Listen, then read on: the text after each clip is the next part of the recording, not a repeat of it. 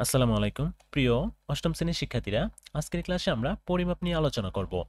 তৃতীয় অধ্যায় পরিমাপের এই অধ্যায়ে সারাদিন আমাদের সাথে ঘটে যাওয়া দৈনন্দিন জীবনের যে পরিমাপগুলো ঘটে সে বিষয় সম্পর্কে এখানে আলোচনা করা হয়েছে। তোমরা পড়ে নিও। 3.1 পরিমাপ ও এককের পূর্ণতার ধারণা, সেগুলো এখানে ধারণা দেওয়া আছে। বর্গ একক, ঘন একক সেই সম্পর্কে তোমরা এখানে পড়ে নিও। আবার মেট্রিক পদ্ধতিতে পরিমাপ সেগুলো সম্পর্কে এখানে ধারণা দেওয়া আছে। বাংলাদেশে 1 জুলাই 1982 সালে থেকে মেট্রিক পদ্ধতি চালু হয় এবং এখানে কিছু এর ধারণা এবং ব্যাখ্যা দেওয়া আছে, তোমরা সেটা পড়ে নিও।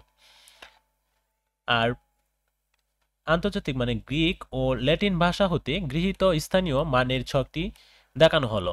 কিভাবে গ্রিক ভাষায় একক, দশক, শতক, হাজার মানে সহস্র গণনা করা হয় সেগুলো এখানে লেখা আছে, তোমরা পড়ে নিও। বক্সের ভিতরে দৈর্ঘ্য পরিমাপের একাকাবলী সেগুলো সম্পর্কে এখানে আলোচনা করা আছে। 10 মিলিমিটার সমান 1 সেন্টিমিটার, 10 সেন্টিমিটার সমান 1 ডেসিমিটার। এই বক্সের এইগুলো তোমরা মেট্রিক পদ্ধতিতে, ব্রিটিশ পদ্ধতিতে মুখস্থ করে নিও। দৈর্ঘ্য পরিমাপের একক হচ্ছে মিটার, এটা তোমাদের লাগবে সঠিক উত্তরের জন্য এবং ক নাম্বার প্রশ্ন হতে পারে। 3.4 লেখা আছে মেট্রিক ও ব্রিটিশ পরিমাপ সম্পর্কে, সেগুলো সম্পর্কে জেনে নিবে। 1 ইঞ্চি সমান 2.54 সেন্টিমিটার, 1 গজ সমান 0.9144 মিটার। এগুলো তোমাদের অঙ্ক করার জন্য অবশ্যই লাগবে। খুব ভালোভাবে এটা কমপ্লিট করে মুখস্থ করে নিও। এবার এখানে কাজ রয়েছে দুইটি, চলো আমরা প্রথমে এই বক্সের ভিতরে কাজটির সমাধান করে নিই। কাজে 1 নম্বরে একে লেখা আছে স্কেল দিয়ে তোমার ব্রেঞ্চটির দৈর্ঘ্য ইঞ্চি ও সেন্টিমিটার মাপো। এর হতে 1 মিটার সমান কত ইঞ্চি তা নির্ণয় করো।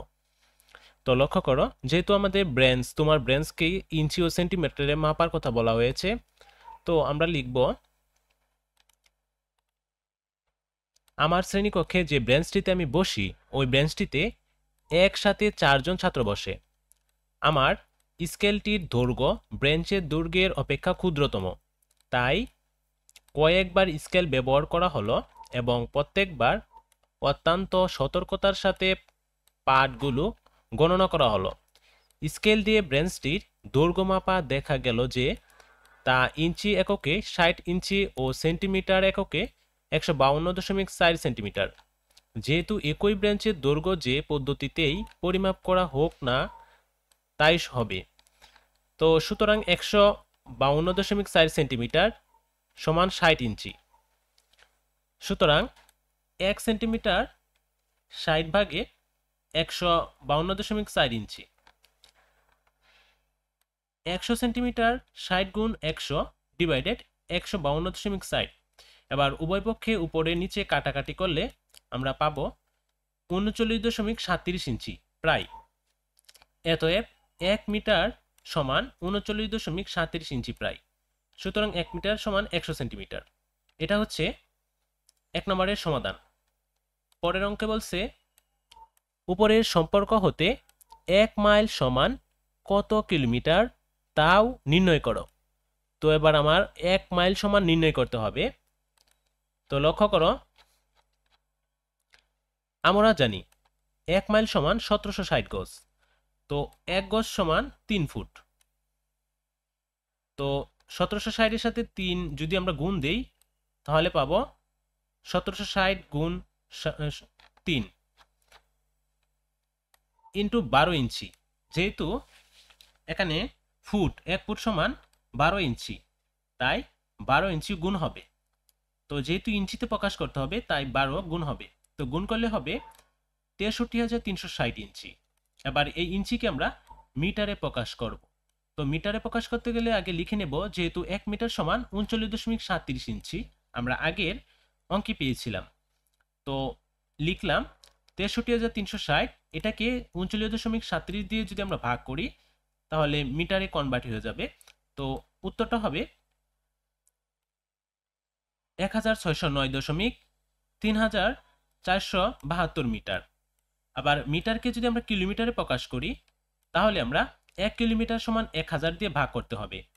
তো 1000 দিয়ে যদি আমরা এই সংখ্যাটিকে মিটারকে ভাগ করি তাহলে কিলোমিটারে রূপান্তর হবে এবং ফল পাবো আমরা 1.34 60,93,472 কিলোমিটার সমান কিলোমিটারের পর পরে 3 সংখ্যা মানে 9 এর জন্য সামনের শূন্যকে আমরা 1 ধরতে পারি।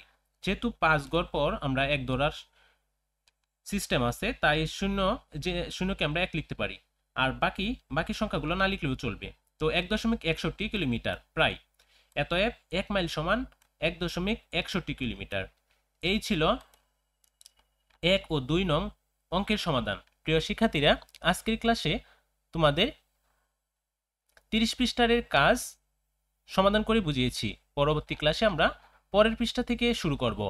তো পরবর্তী ক্লাসের আমন্ত্রণ জানিয়ে আজকের এই ক্লাসটি এখানে শেষ করলাম। সবাই ভালো থাকো, সুস্থ থাকো, আল্লাহ হাফেজ।